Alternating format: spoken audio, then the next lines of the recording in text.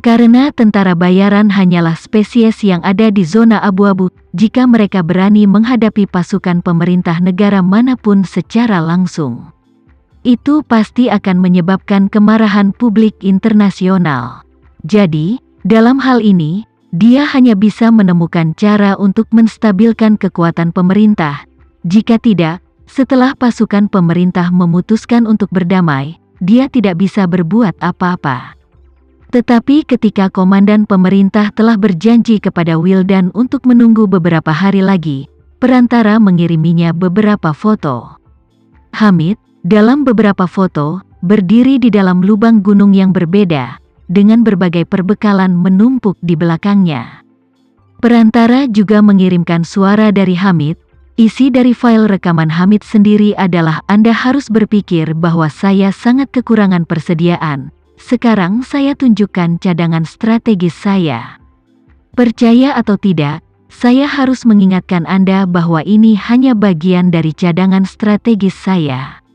Untuk berbicara atau tidak berbicara, pikirkanlah."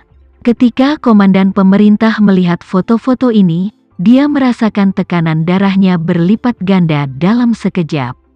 Tidaklah berlebihan untuk mengatakan bahwa cadangan strategis yang ditunjukkan oleh Hamid ini lebih dari cadangan strategis seluruh pasukan pemerintah.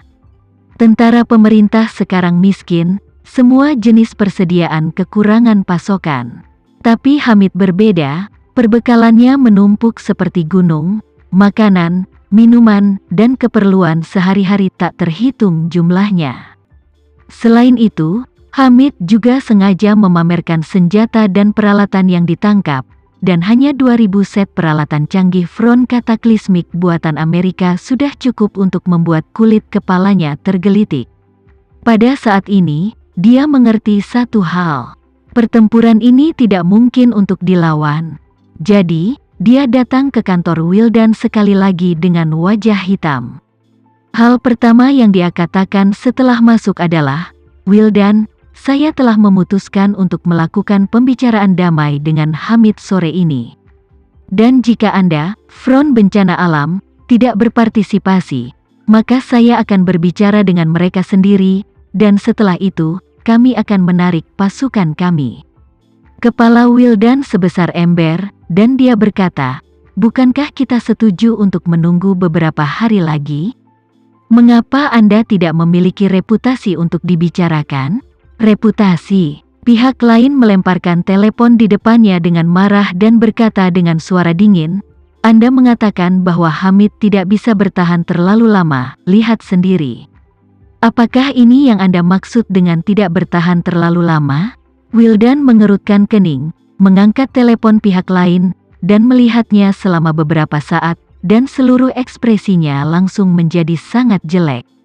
Dia benar-benar tidak menyangka bahwa Hamid memiliki cadangan strategis yang begitu besar.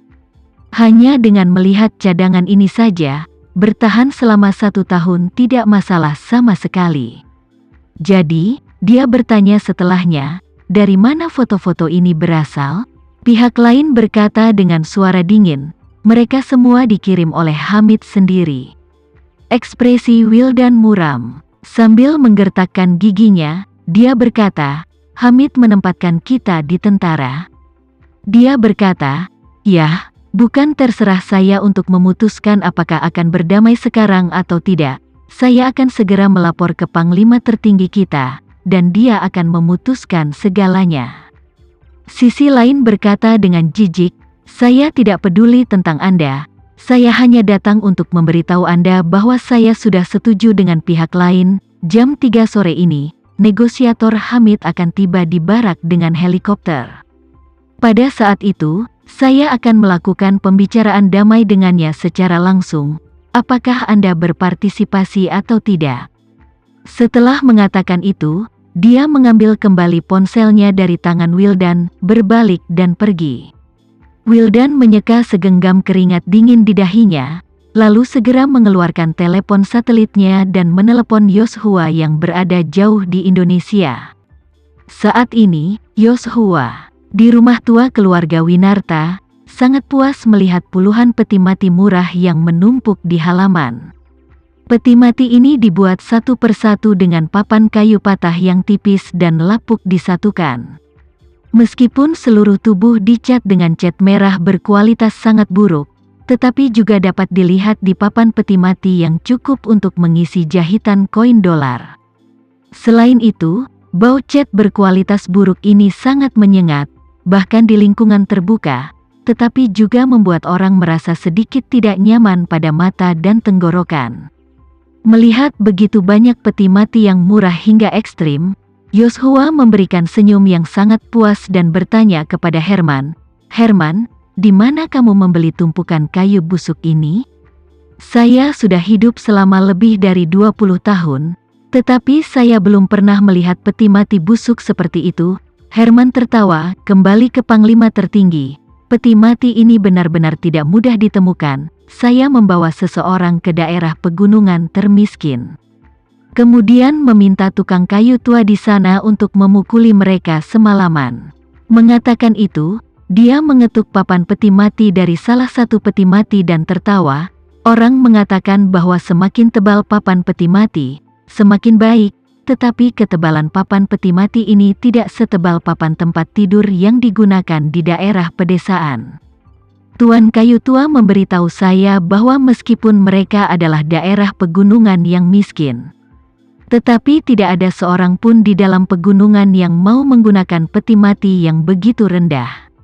Mereka lebih suka menebang pohon mereka sendiri di pegunungan, menyimpan kayu yang cukup tebal untuk meminta tukang kayu membuat peti mati, daripada tidur di kain ini. Dikatakan bahwa ini kain perca disiapkan khusus untuk rumah tangga miskin tua tanpa anak, sangat murah. "Bagus, sangat bagus." Yoshua mengangguk puas dan berkata, "Sehari sebelum festival Qingming, Anda membawa cukup banyak orang untuk mengirim peti mati ini ke keluarga Renza. Jika keluarga Renza bersedia untuk secara sukarela menyerahkan Gunung DR, secara sukarela menggali peti mati cahaya Renza dan semua leluhur keluarga Renza, memberikan ruang untuk orang tua saya, dan menyambut peti mati orang tua saya di sana dengan berkabung, saya dapat mengampuni mereka. Tapi jika mereka tidak mau, peti mati ini akan menjadi hadiahku untuk mereka." Herman diam-diam terkejut dan tidak bisa menahan diri untuk tidak bertanya, "Panglima tertinggi, agar keluarga Renza mengambil inisiatif untuk menggali peti mati leluhur mereka dan kemudian berkabung untuk orang tuamu, dapatkah keluarga Renza menerima rasa malu yang besar ini?" Yoshua berkata tanpa ekspresi, "Jika mereka menerima, saya akan meninggalkan mereka seekor anjing. Jika mereka tidak menerima, maka peti mati ini disiapkan untuk mereka." Herman bertanya kepadanya, "Panglima tertinggi, jika keluarga Renza menyetujui persyaratan Anda, apa yang akan Anda lakukan dengan cahaya Renza itu?" "Bagaimanapun, dia telah mati selama bertahun-tahun," Yoshua berkata dengan dingin. "Aku sudah merencanakan apa yang akan terjadi padanya. Agar arwah orang tuaku di surga dapat melihat bahwa aku akhirnya membalas dendam pertumpahan darah mereka." Pada saat itu, petugas Yoshua datang berlari dengan telepon satelit dan berkata, "Panglima tertinggi, panggilan dari Raja Serigala bermata hijau. Dia bilang dia punya sesuatu yang penting untuk dilaporkan kepadamu." Yoshua mengerutkan kening dan berkata dengan tegas, "Kalau begitu, sebaiknya dia memberitahu saya kabar baik." Segera setelah telepon terhubung, Yoshua bertanya kepada Wildan dengan lugas, "Apa kabar baik untuk diberitahukan kepada saya?" Wildan berkata dengan cemas, "Panglima tertinggi, hari ini Hamid menemukan seorang perantara untuk datang dan berkata dia ingin berdamai." "Pembicaraan damai?" Yoshua segera berkata dengan marah. Dia dan para prajurit di bawahnya bertanggung jawab atas lebih dari 2.500 tentara front bencanaku yang mengorbankan hidup mereka. Aku tidak akan menerima hasil apapun selain memusnahkan mereka sepenuhnya. Wildan mengumpulkan keberanian untuk berkata, "Panglima tertinggi, masalahnya sekarang adalah kita bahkan tidak bisa mengunyah Hamid itu. Satu-satunya cara adalah bertahan di sini. Bukan hal yang baik untuk terus seperti ini. Kerugian ekonomi harian kami sangat serius. Ini hanya sedikit lebih dari layak untuk terus seperti ini."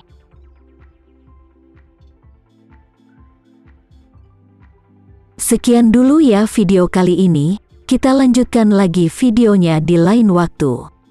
Oh iya, bagaimana menurut kalian? Semoga bisa sedikit menghibur kalian semua. Untuk teman-teman yang baru nonton, jangan lupa subscribe ya, hehehe. Dan kalau teman-teman ada yang ingin gabung langganan, bisa langsung gabung saja untuk dapat fitur yang menarik dan sedikit membantu Mimin. Terima kasih banyak sudah menonton, sampai jumpa lagi, bye.